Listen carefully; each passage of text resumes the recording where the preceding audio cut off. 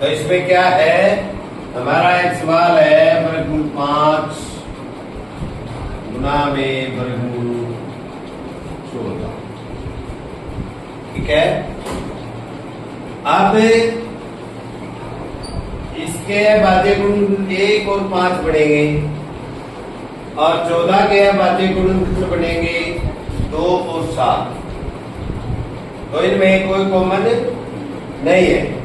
क्या हो जाएगा, सीधा ही हो जाएगा 5 गुना में 14, 14 पांचे 70। अब ये आपका आंसर। ठीक है। अब नेक्स्ट है, एक सवाल और छोटा सा हम आपको देते हैं।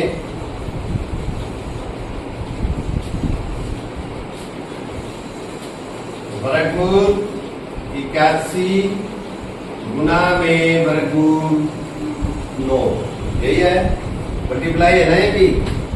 तो ये जो हमारा है क्या होगा, 81 को हम क्या लिख सकते हैं,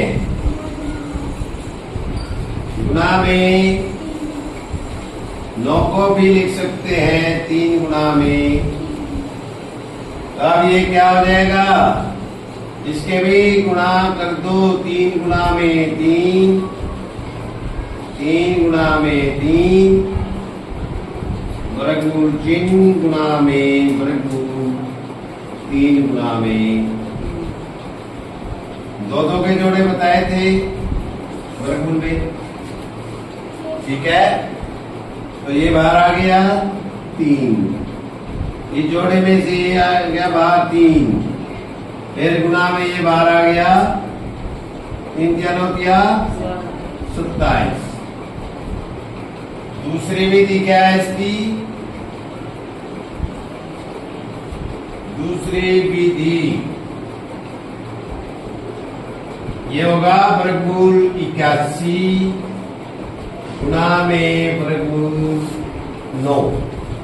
अब वर्गमूल 81 सारे का वर्गमूल हम लगा देंगे, 81 गुना में 9, पर इसके टुकड़े करेंगे 3 गुना में 3 गुना में 3 गुना में 3। देखो 3 किया 9 किया 81 गुना में 3 गुना में 3, सारे का वर्गमूल।